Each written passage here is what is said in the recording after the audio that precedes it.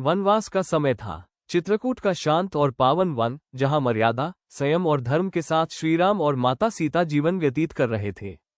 उसी शांत वन में एक ऐसा प्रसंग घटित हुआ जिसने युगों के लिए ये सत्य स्थापित कर दिया कि अपराध का कोई मापदंड नहीं होता, अपराध अपराध ही होता है। एक दिन माता सीता कुटिया के बाहर विश्राम कर रही थी। तभी देवराज इंद्र का पुत्र जयंत अहंकारवश कौए का रूप धारण कर वहां आया। उसने माता सीता के चरणों में चोंच मारी। रक्त बह निकला। ये केवल शरीर पर लगा घाव नहीं था, यह नारी की मर्यादा पर किया गया आघात था। जब श्रीराम ने ये दृश्य देखा तो उनका क्रोध व्यक्तिगत नहीं था, वो धर्म का क्रोध था। उन्होंने कोई शस्त्र नहीं उठाया। उन्होंने केवल एक तृण उठाकर ब्रह्मास्त्र का संकल्प किया। वही तृण ब्रह्मांड बन गया और कौए के रूप में जयंत का पीछा करने लगा। जयंत तीनों लोकों में भटका, देवलोक, ब्रह्मलोक, पितृलोक, पर कहीं भी उसे शरण नहीं मिली। अंततः वो थक हारकर श्रीराम के चरणों में गिर पड़ा। श्रीराम ने कहा, ब्रह्मास्त्र निष्फल नहीं जाता, दंड अवश्य मिलेगा। अपने प्राणों की रक्षा के लिए जयंत ने स्वयं अपनी एक आंख अर्पित कर दी। उसकी एक आंख नष्ट हुई, पर जीवन बच गया। उसी दिन से कौवा काना माना जाने लगा। ये केवल दंड नहीं था, ये स्मृति थी कि नारी के अपमान का अपराध कभी क्षम्य नहीं होता। पर यह कथा यहीं समाप्त नहीं होती। जयंत के भीतर परिवर्तन आया। देवपुत्र होने का गर्व टूट गया।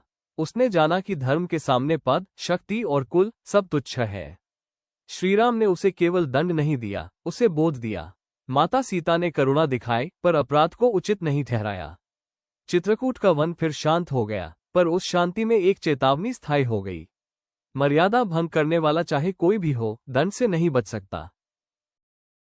युग बदला। वही कौवा, वही चोंच, वही उड़ान, पर परिस्थिति भिन्न थी। एक दिन श्रीकृष्ण भोजन कर रहे थे। तभी एक कौवा उनके हाथ से रोटी लेकर उड़ गया।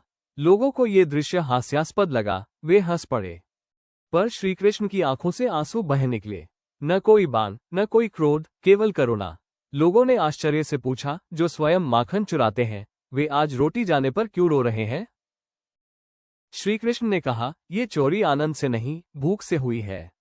जहां भूख होती है वहां पहले पीड़ा होती है, अपराध बाद में। ये कौवा दोषी नहीं, ये समाज की असफलता का संकेत है।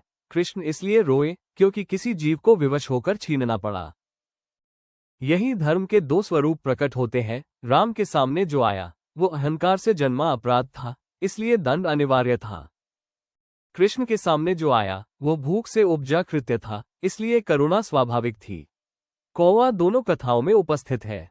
एक स्थान पर नारी अपमान की चेतावनी बनकर, दूसरे स्थान पर भूख और उपेक्षा का प्रतीक बनकर। इन कथाओं का सार एक ही है। अपराध को तर्क से ढका नहीं जा सकता और पीड़ा को दंड से मिटाया नहीं जा सकता।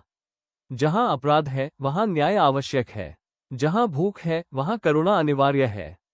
और समाज तभी सच्चे अर्थों में धर्मशील बनता है जब वो दोनों में भेद करना सीख लेता है। अपराध तो अपराध है, पर हर कृत्य को समझने के लिए विवेक चाहिए। यही राम का न्याय है और यही कृष्ण की करुणा है। अगर आपको ये पोस्ट पसंद आती है तो आज ही सब्सक्राइब करें लर्निंग बड्स। धन्यवाद।